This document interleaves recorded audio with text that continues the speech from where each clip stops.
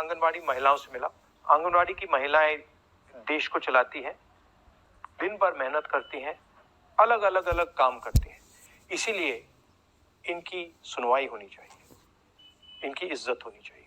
सरकार को इनको इग्नोर नहीं करना चाहिए। सुप्रीम कोर्ट ने 2022 में आंगनवाड़ी वर्कर्स इनका संविधानिक पद है, फिर उस हिसाब से इनको ग्रेजुटी लागू होनी चाहिए। और सर 3 साल हो गए, ये सरकार उस बारे में कुछ भी निर्णय नहीं ले रही, सुप्रीम कोर्ट के आदेश को नहीं मान रही है सर। तो ये ग्रेजुटी सुप्रीम कोर्ट ने जो दिया आदेश, वो इस सरकार से लड़ के हमें लेना है, और उसमें आपकी भागीदारी बहुत महत्वपूर्ण रखती है। दूसरा मुद्दा है कि गुजरात हाई कोर्ट ने बोला है कि आंगनवाड़ी वर्कर्स को परमानेंट करिए, और जब तक परमानेंट नहीं कर रहे हैं तब तक इनको 3 क्लास का वेतन दो। तो वो भी मुद्दा उठाना चाहिए कांग्रेस पक्ष ने इसी लोकसभा में। बाल विकास नाम क्यों पड़ा? बच्चों का विकास ना है, माताओं का विकास है।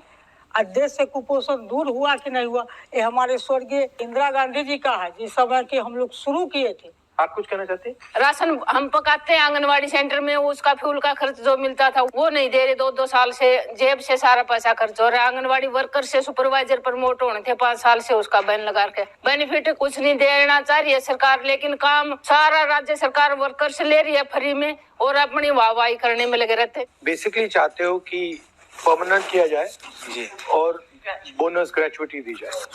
ठीक है। न्यूट्रिशन के बारे में 2017 में 8 रुपए देता था सरकार, अभी 2025 8 रुपए किस चीज के लिए? पर लाभार्थी। अभी 2025 में महंगाई इतना बढ़ गई है, 8 रुपए ही देती है, उससे कुपोषण बढ़ता कुछ है, नहीं होता बढ़ता है, और कुपोषण बढ़ रहा है दबा के रखते हैं। सर ये क्या चल रहा है? इसके बारे में, न्यूट्रिशन के बारे में, अच्छा न्यूट्रिशन अगर दे देंगे तो बच्चे कुपोषित नहीं होंगे। ये बहुत बड़ा देश का सवाल है। ठीक है, थैंक यू। आंगनवाड़ी सेविका कांग्रेस की बहुत बड़ी आभार व्यक्त करती है कि आज 28 लाख परिवारों को कुछ भोजन भी मिल रहा है काम करके। और माननीय प्रणव दा जब वित्त मंत्री थे तो 1500 से 3000 रुपया कांग्रेस के टाइम में हुआ था, वो भी बजट सेशन में ही हुआ था। लेकिन आज हम लोग लगभग 10-12 साल से बजट सेशन के लिए जैसे ऊपर से कुछ टपकेगा मुंह में पड़ेगा, बजट सेशन में कुछ मिल ही नहीं रहा है। तो गांधी जी है, नेहरू जी है, हमें सच में इंटरेस्ट है और हमें आपके साथ रिश्ता बनाना है, दोस्ती करनी है कि आपको लगे कि अगर हम कुछ बोलें या अगर हमारे दिल में कुछ है, दर्द है, इरिटेशन है, ह्यूमिलिएशन है, जो भी है, हम उस आदमी को जाके बोल सकते हैं। वो उस बात को सुनता है, समझता है और उसके बारे में कुछ करने की कोशिश करता है। बस ये चाहिए। तो ये एक पहली मीटिंग है, ये प्रोसेस है। आपको देखना है कि राहुल गांधी सचमुच में मेरे भाषण को एक्सेप्ट नहीं करो। आप मेरे भाषण को डाउट करो और फिर आपको मुझे देखते जाओ 1 महीना, 2 महीना, 3 महीना, 6 महीना, 8 महीना, 10 महीना, और फिर आप देखो कि ये आदमी सचमुच में हमारे इंटरेस्ट में काम कर रहा है या ऐसी आलतू फालतू बातें कर रहा है। बट मैं आपको बता रहा हूं, आपको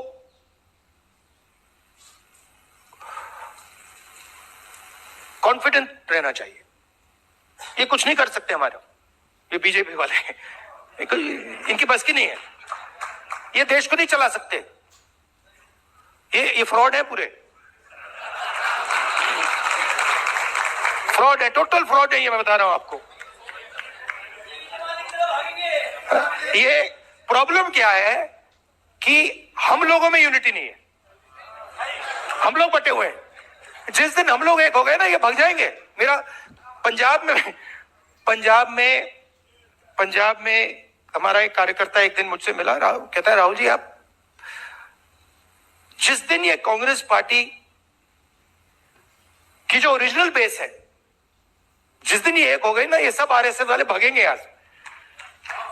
भागेंगे, ये रुकेंगे भी नहीं, भाग जाएंगे ये।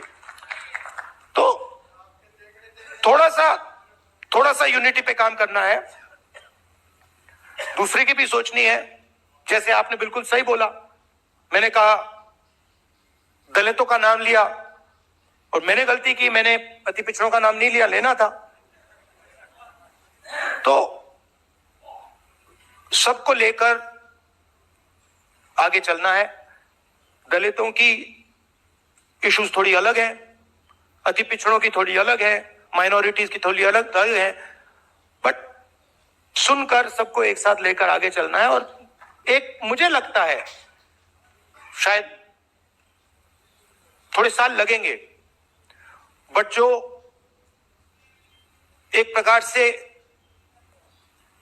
से मोहन भगवत जी ने कहा कि जब कॉन्स्टिट्यूशन बना था तो हिंदुस्तान को आजादी नहीं मिली थी, तो उनका कहना था कि सच्ची आजादी मोदी जी के अंडर मिली, राम मंदिर, जिसमें ना किसी दलित को इनॉग्रेशन में, ना किसी दलित को बुलाया, ना किसी आदिवासी को बुलाया, ना किसी गरीब को बुलाया, अदानी जी अंबानी जी को नचा दिया। तो उन्होंने दूसरी आजादी की बात की, मगर एक्चुअली वो नहीं समझे कि वो दूसरी आजादी उनकी वाली नहीं है, वो हमारी वाली है, वो आने वाली है। और उसमें मैं आपको आखिरी बात बताता हूं, उसमें हमें सिर्फ रिप्रेजेंटेशन के लिए नहीं लड़ना है। आप लोग सिर्फ रिप्रेजेंटेशन के लिए लड़े थे, पॉलिटिकल रिप्रेजेंटेशन। कांशी राम जी जिन्होंने बहुत अच्छा काम किया, वो पॉलिटिकल रिप्रेजेंटेशन के लिए लड़े थे। हुआ क्या, इन्होंने पॉलिटिकल रिप्रेजेंटेशन को इरेलेवेंट कर दिया। आज पॉलिटिकल रिप्रेजेंटेशन का कोई मतलब ही नहीं है। तो आज नहीं, वो लोकसभा में एमपीज मुझे कहते हैं बीजेपी के, भैया हमारी तो यहाँ पे मूर्ति बना रखी है। मतलब सर हम मतलब चुनाव जीत के आए, हमने सोचा था एमपी बनेंगे, यहाँ पे तो भैया मूर्ति बना के खड़ा कर दिया है, और मूर्ति बोल भी नहीं सकती। तो जो संस्थाएं हैं, जो इंस्टीट्यूशंस हैं, चाहे शिक्षा के इंस्टीट्यूशंस हैं, कॉर्पोरेट इंडिया है, जुडिशरी है, इसमें शेयर ऑफ पावर चाहिए। शेयर ऑफ पावर और रिप्रेजेंटेशन में बहुत फर्क है। शेयर ऑफ पावर मतलब जैसे मैंने आपसे कहा 90 लोग बजट को बांटते हैं, आपने वहां पे 3 ओबीसी दे रखे हैं, 3 ओबीसी अफसर दे रखे हैं, उनको पीछे बैठा रखा है। 50% उनकी आबादी है, बट शेयर ऑफ पावर 5%। दलित 15% है हिंदुस्तान में, 16 कह लो। Share of power 1%। मैं सिर्फ बजट की बात कर रहा हूं। तो अगला सवाल शेयर ऑफ पावर और शेयर ऑफ वेल्थ का है। तो ये एक पहली मीटिंग है, ये प्रोसेस है। आपको देखना है कि राहुल गांधी सचमुच में, मेरे भाषण को एक्सेप्ट नहीं करो आप मेरे भाषण को डाउट करो, और फिर आपको मुझे देखते जाओ 1 महीना, 2 महीना, 3 महीना, 6 महीना, 8 महीना, 10 महीना, और फिर आप देखो कि ये आदमी सचमुच में हमारे इंटरेस्ट में काम कर रहा है या ऐसी आलतू फालतू बातें कर रहा है। बट मैं आपको बता रहा हूं, आपको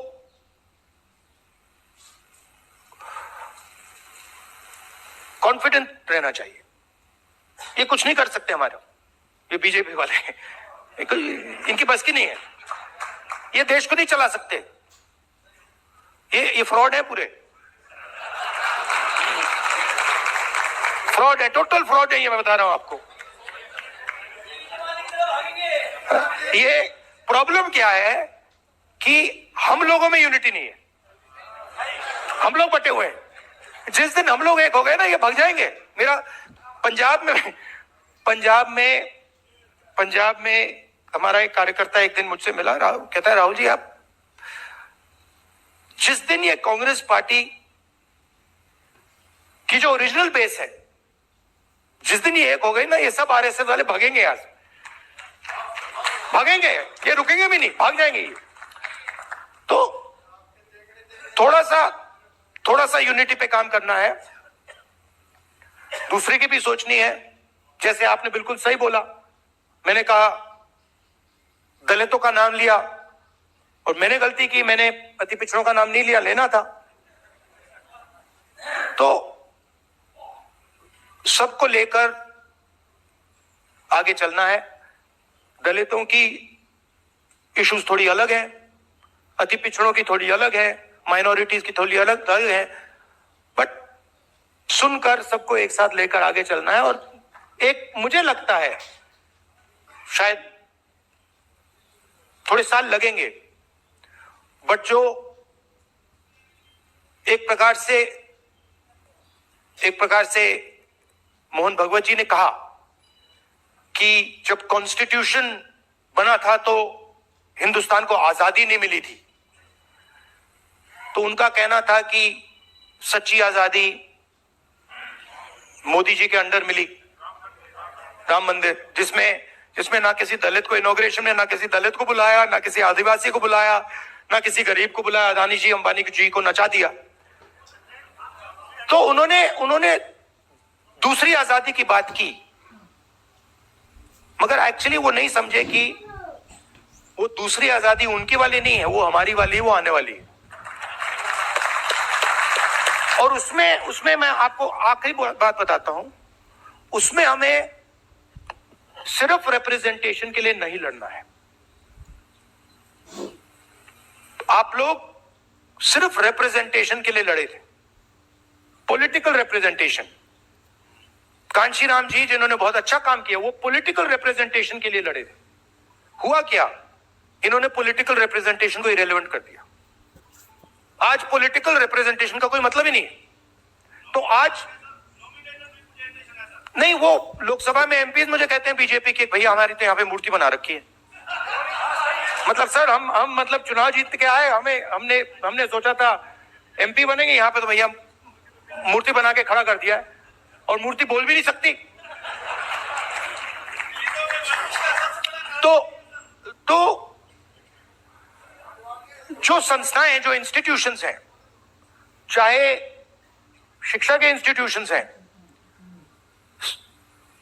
कॉर्पोरेट इंडिया है, जुडिशरी है, इसमें शेयर ऑफ पावर चाहिए, शेयर ऑफ पावर। और शेयर ऑफ पावर और रिप्रेजेंटेशन में बहुत फर्क है। शेयर ऑफ पावर मतलब जैसे मैंने आपसे कहा 90 लोग बजट को बांटते हैं, आपने वहां पे 3 ओबीसी दे रखे हैं, 3 ओबीसी अफसर दे रखे हैं, उनको पीछे बैठा रखा है, 50% उनकी आबादी है, बट शेयर ऑफ पावर 5%। दलित 15% है हिंदुस्तान में, 16 कह लो, शेयर ऑफ पावर 1%। मैं सिर्फ बजट की बात कर रहा हूं। तो अगला सवाल शेयर ऑफ पावर और शेयर ऑफ वेल्थ का है।